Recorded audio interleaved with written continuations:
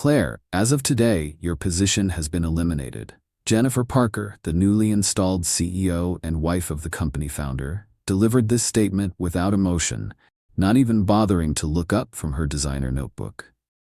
After 12 years with Brightloop Systems, I was being discarded like yesterday's newspaper. My name is Claire Watson, 37, Senior Operations Director. Correction, former Senior Operations Director at a mid-sized tech consulting firm in Seattle. For over a decade, I had dedicated my life to this company, postponing vacations, working weekends, and even delaying starting a family to help build Brightloop from a scrappy startup into an industry leader. The severance package is standard, Jennifer continued, sliding a manila folder across her husband's desk. Her desk now. 2 weeks for every year of service. Your keycard access will be deactivated at the end of today. HR will escort you to collect your personal items. I sat perfectly still, my face a careful mask of composure despite the earthquake happening within. May I ask why? I kept my voice steady, professional. Jennifer finally looked up, her perfectly manicured fingernails tapping impatiently on the mahogany desk that David Parker, her husband and my mentor for the past 12 years, had gifted me on my 10th work anniversary. The irony wasn't lost on me. We're restructuring the leadership team, she said. Your position is redundant with the new organizational chart. Redundant. 12 years of 70-hour work weeks, of canceled dinner plans and missed family gatherings, of postponed dreams, all suddenly redundant. I see, I replied, though I didn't. Not really. Just 3 weeks ago, David had praised my latest client acquisition, calling it the kind of strategic thinking that's built this company. Now his wife was letting me go without even the courtesy of a real explanation. 2 days earlier, David had announced his temporary step back from day-to-day operations to deal with some health issues. Jennifer would be taking over as interim CEO. The timing struck me as peculiar. David had seemed fine during our strategy meeting the previous week. But business was business, and leadership changes happened. I just hadn't expected to be the first casualty. As I stood to leave, Jennifer added with practiced indifference, "Oh, and we'll need all company files returned, including anything you might have on personal devices. Proprietary information and all that." I nodded, maintaining my composure. "Of course, I understand company policy." Jennifer's lips curled into the slightest smile. "Good. I'm glad we understand each other." But she didn't understand me at all. And that was her first mistake. I walked out of that office with my head high, ignoring the pitying glances from colleagues who had been my work family for over a decade. HR hovered nervously as I packed my personal items, family photos, the small jade plant I'd kept alive since my first day, the industry awards that bore my name but represented countless team efforts. "I'm sorry, Claire," whispered Melissa from HR, her eyes darting nervously toward Jennifer's office. It wasn't planned until yesterday." I paused, my hand steady as I wrapped a framed photo in tissue paper. "What do you mean?" Melissa leaned closer. "The organizational chart that was approved by the board last month still had your position. Jennifer revised it herself yesterday afternoon." A cold clarity washed over me. This wasn't about restructuring.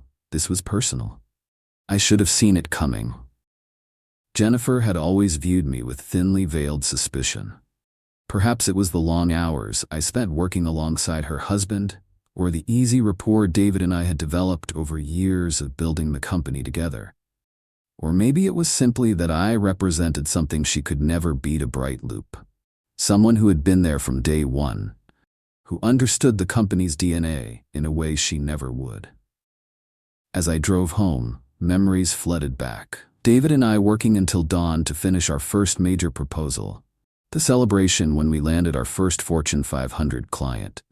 The crisis management when our servers crashed during a critical product launch. Through it all, David and I had been partners, not in any inappropriate way, but as colleagues with a shared vision and complementary skills. Jennifer had entered the picture 3 years ago, a marketing executive from a rival firm. Their whirlwind romance had raised eyebrows, but I had genuinely wished David happiness. He deserved it after pouring his heart and soul into Brightloop. I'd even helped organize their wedding reception. What a fool I'd been. At home, I poured myself a glass of wine and sat at my kitchen counter, staring at the box of desk items. 12 years reduced to a single cardboard container. I should have been angry, devastated, panicked about my future. Instead, I felt a strange calm settling over me. This calm wasn't surrender, it was clarity. Jennifer's request for all company files echoed in my mind. She didn't know what she was asking for, not really. Because what Jennifer didn't understand, what David had apparently never told her, was exactly what my role had encompassed. Yes, I was operations director, but I was also the institutional memory of Brightloop. I had been there when we coded our first proprietary algorithm. I had helped draft every major client contract. I knew where all the skeletons were buried, metaphorically speaking, of course. Most importantly, I had insisted years ago on comprehensive documentation protocols. Every decision, every meeting, every strategic pivot, all meticulously recorded and archived. Not because I was naturally obsessive, though David often teased me about my color-coded filing system, but because I had seen too many startups implode from poor record-keeping. That documentation had saved us more than once, when clients questioned our processes, or when we needed to prove intellectual property origins. David had called it my insurance policy for the company. How ironic that it would now become my personal insurance policy instead. I picked up my phone and made a call to someone I hadn't spoken to in years. "Michael, it's Claire Watson from Brightloop. I think we need to talk." Michael Chen had been our legal counsel during Brightloop's early days before the company could afford a full-time legal department. He'd gone on to become one of Seattle's most respected technology attorneys, while maintaining a cordial relationship with David and with me. "Claire, it's been too long. What can I do for you?" "I'd like to schedule a consultation. It's professional in nature." There was a brief pause. "I see. Does this concern Brightloop?" "Yes," I replied. "I'm no longer with the company as of today." Another pause, longer this time. "I see," he repeated, his tone shifting subtly. "Let's meet for breakfast tomorrow. The usual place?" "Perfect. Thank you, Michael." I hung up and took a deep breath. I wasn't plotting revenge, not exactly. I was protecting myself and, in a way, protecting David's legacy too. Something wasn't right about this sudden transition, and Jennifer's eagerness to push me out only confirmed my suspicions. Over the next 2 days, I met with Michael and carefully reviewed my options. I also met with 2 other attorneys who specialized in employment law and intellectual property rights. Their advice was consistent. I had grounds for wrongful termination, but pursuing that alone would be an uphill battle against a company with deep pockets. However, what interested them far more was the information I possessed. "These documentation practices," said Michael, "reviewing the protocols I'd established, they're unusually thorough. And you say all employees, including executives, were required to adhere to them?" "Yes," I confirmed. David was adamant that everything be transparent and traceable. It was part of our company culture, until now, apparently. "And you have access to these archives?" I hesitated. "I was the system administrator for our documentation platform. My access credentials are still valid as far as I know." Michael's expression grew serious. "I would strongly advise against accessing those systems now that you're no longer employed there. That could constitute unauthorized access under the Computer Fraud and Abuse Act." "I understand," I said. "But what about the local copies I maintained as part of our disaster recovery protocol? Those were approved by the board 3 years ago." A slow smile spread across Michael's face. "Those would be considered legitimate business records created during your employment. Tell me more about these local copies." Over the next week, I methodically organized the information I had legally retained. Email threads documenting strategic decisions, meeting minutes from board sessions, financial projections that had been presented to investors. None of it was incriminating on its face. These were normal business records. But together, they told a story that was beginning to concern me deeply. 6 months ago, there had been a subtle shift in Brightloop's financial strategy. Resources had been quietly diverted from our core business to a new subsidiary called Parker Tech Innovations, a company that, according to public records, was 100% owned by Jennifer Parker. This wasn't necessarily illegal. Companies create subsidiaries all the time for various legitimate purposes, but the timing and the secretive nature of these transactions raised red flags. Especially when I discovered that Parker Tech had recently filed patents for technology that looked remarkably similar to projects Brightloop had shelved the previous year. I scheduled another meeting with Michael, bringing my findings with me. "This is concerning," he said, reviewing the documents. "It appears Mrs. Parker may be engaging in what we call corporate tunneling, transferring assets from Brightloop to her personally controlled entity." "Is that illegal?" I asked. "It can be, especially if it's done without proper disclosure and board approval. The question is whether the board was fully informed of these transactions." I slid another folder across the table. According to these meeting minutes, they weren't. The board approved establishing a subsidiary for exploratory technologies, but there was no mention of Jennifer's ownership or the specific projects being transferred. Michael's eyebrows rose. "And you're certain of the authenticity of these documents?" "They bear the digital signatures of all board members, including David's. The documentation system logs every access and modification. It's tamper-proof by design." "Claire," Michael said carefully, "what exactly are you hoping to achieve here?" I considered the question. What did I want? Revenge would be satisfying. Jennifer had dismissed me without a second thought, throwing away my contributions and loyalty in an instant. But this was bigger than my wounded pride or lost job. "I want to protect David's company," I said finally. "Something isn't right about this transition. David would never have approved these transfers if he understood what was happening, and I want my professional reputation intact. Jennifer shouldn't be allowed to erase 12 years of my work because of whatever this is." "Well," Michael said, closing the folder, "I believe we have enough here to begin asking some very uncomfortable questions." 2 days later, I received a call from Brightloop's board chairman, Howard Reynolds. "Claire," he said, his normally confident voice sounding strained, "I wonder if you might be available for a meeting tomorrow morning? There have been some developments that require your input." "Certainly, Howard," I replied calmly. "May I ask what this is regarding?" "I'd prefer to discuss it in person. Let's say 9 a.m. at the Madison Hotel, not the office. And Claire, this is a confidential matter." "I understand. I'll be there." I hung up, my heart racing despite my outward calm. Things were moving faster than I'd anticipated. The meeting room at the Madison was small but elegant, with views of Puget Sound that would normally have been captivating. Today, however, all eyes were on the documents spread across the conference table. Present were Howard, 2 other board members, and a silver-haired man introduced as Walter Simmons, the board's outside counsel. Jennifer was notably absent. "Claire," Howard began after pleasantries were exchanged, "we've received some troubling information about potential improprieties involving company assets. Information that appears to have come, at least in part, from you." I maintained my composure. "I've shared certain concerns with my legal representative." "Yes. These are serious allegations," Walter interjected, "particularly given the timing of your departure from the company."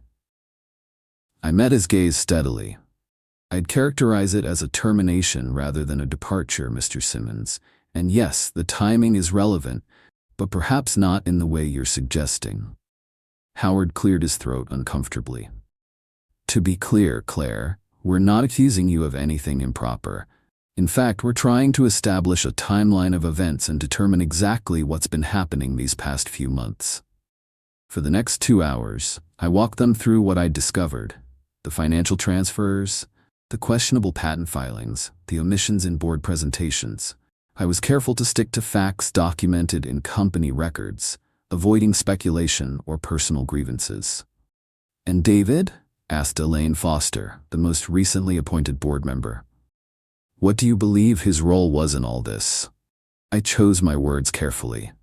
David has always prioritized Brightloop's interests. I find it difficult to believe he would knowingly approve these transactions as they were executed, but I have no direct knowledge of his current perspective.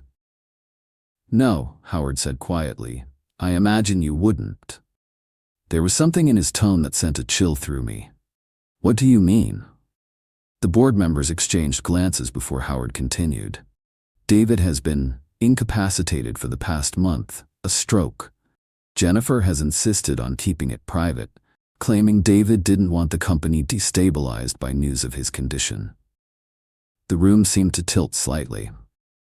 A stroke? But he was fine just 6 weeks ago, Howard confirmed. According to Jennifer, it happened at their home. She's been managing his care privately and handling company matters on his behalf. With a dubious power of attorney, Walter added, sliding a document across the table. This was presented to the board 3 weeks ago, supposedly signed by David just before his stroke. Our experts have questions about its authenticity. I stared at the signature on the page. It resembled David's, but something was off. A hesitation in the pen strokes, a slight variation in the usual flourish of his D. Has anyone from the board actually seen David? I asked, my voice barely above a whisper. The silence that followed was answer enough. We're working to remedy that situation, Howard said finally. In light of what you've brought forward, we've engaged an independent investigator and notified certain regulatory authorities. Claire, would you be willing to assist us as we untangle this situation? I thought of David, my mentor, my friend, potentially lying in a hospital bed while his wife systematically dismantled everything he'd built. I thought of the employees who depended on Brightloop, the clients who trusted us. And yes, I thought of Jennifer's cold dismissal, her casual erasure of my contributions. Yes, I said, I'll help in any way I can. The next 3 weeks were a blur of depositions, forensic accounting reviews, and legal consultations. The picture that emerged was worse than I'd initially suspected. Jennifer had been planning this takeover for at least a year, gradually positioning herself and building alliances within the company. David's stroke, which medical records eventually confirmed had indeed occurred, had simply accelerated her timeline. What she hadn't counted on was the documentation system I'd put in place, or my intimate knowledge of Brightloop's operations. Every questionable decision, every misleading board presentation, every resource diverted to her separate company, all of it was meticulously recorded in unalterable logs. When confronted with the evidence, several executives quickly distanced themselves from Jennifer's actions, providing statements that further implicated her in what amounted to corporate theft and potential fraud. I maintained a professional distance from the proceedings, serving as a technical witness rather than directing the investigation. This wasn't about revenge, it was about justice. For David, for the company, and yes, for myself too. The board called an emergency session and voted unanimously to remove Jennifer as CEO, pending the outcome of both internal and external investigations. An interim leadership team was established, with Howard temporarily stepping in as acting CEO. And then came the call I'd been both hoping for and dreading. Claire, it's Howard. David is asking for you. The private care facility was discreet and luxurious, nestled among pine trees north of the city. David sat in a wheelchair by the window, gazing out at the gardens. He looked smaller somehow, his once commanding presence diminished by his ordeal. But when he turned and saw me, his eyes lit up with the same sharp intelligence I remembered. Claire, he said, his speech slightly slurred but understandable. Took you long enough. Despite everything, I laughed. Traffic was terrible. He gestured to the chair beside him. Sit. Tell me how badly my wife screwed up my company. For the next hour, I brought David up to speed on everything that had happened. His expression darkened when I mentioned my termination, but he nodded in understanding as I explained how that dismissal had ultimately led to the unraveling of Jennifer's scheme. She never understood, he said, shaking his head slightly. You weren't just an employee. You were Brightloop's backbone. I was just doing my job, I replied. The documentation system. Wasn't just about regulatory compliance or disaster recovery, he interrupted. It was about integrity. Accountability, values that apparently meant nothing to my wife. He fell silent for a moment, staring out the window again. I failed you, Claire. Failed the company too. David, no. Yes, he insisted. I let myself be manipulated, convinced myself it was love when it was clearly something else. And when I started to see the truth, well, he gestured vaguely at his weakened body. Convenient timing for a medical emergency, wouldn't you say? The implication hung in the air between us. I didn't want to believe it, couldn't process the horror of what he was suggesting. The doctors haven't found anything suspicious, I said carefully. No, he agreed. They wouldn't. Jennifer has always been thorough. He turned back to me, his gaze intense despite his physical frailty. But so have you, Claire. Always documenting, always paying attention to details others missed. It's what saved the company. Maybe what saved me too. 2 months later, I stood in the Bright Loop lobby watching employees stream in for the morning. My new office, with a window this time, waited upstairs. Chief Strategy Officer freshly painted on the door. The board's offer had surprised me, though perhaps it shouldn't have. With Jennifer facing both civil and criminal charges, and David focusing on his recovery while maintaining his role as chairman, Bright Loop needed experienced leadership to stabilize the company. I'd hesitated before accepting. Part of me had wanted a clean break, a fresh start, somewhere my contributions wouldn't be questioned or minimized. But David had asked personally, and the board had been unanimous in their support. You're the institutional memory, Howard had said. The keeper of the company's soul. We need that now more than ever. So I'd said yes, negotiating terms that reflected my value and ensured I would have the authority to implement needed reforms. No more thankless 70-hour weeks, no more postponed life plans. As I headed toward the elevator, my phone buzzed with a news alert. Jennifer Parker had entered a plea agreement with prosecutors, admitting to fraud and misappropriation of corporate assets. She would serve time, not as much as she deserved, but enough to send a message. The company's stolen intellectual property had been recovered, the questionable patents invalidated. Bright Loop was wounded but healing, its reputation bruised but intact. I put my phone away as the elevator doors opened. The past couldn't be changed, but the future remained unwritten, and this time I would help write it on my terms, with everything properly documented, of course. Jennifer had fired me thinking she was eliminating a threat, never realizing she was actually setting in motion the very events that would lead to her downfall. In trying to erase me, she had instead erased herself from the company's future. Sometimes justice doesn't need elaborate plotting or vengeful schemes. Sometimes it simply requires one person standing firm in their integrity, armed with the truth and the evidence to back it up. And detailed documentation. Always keep detailed documentation.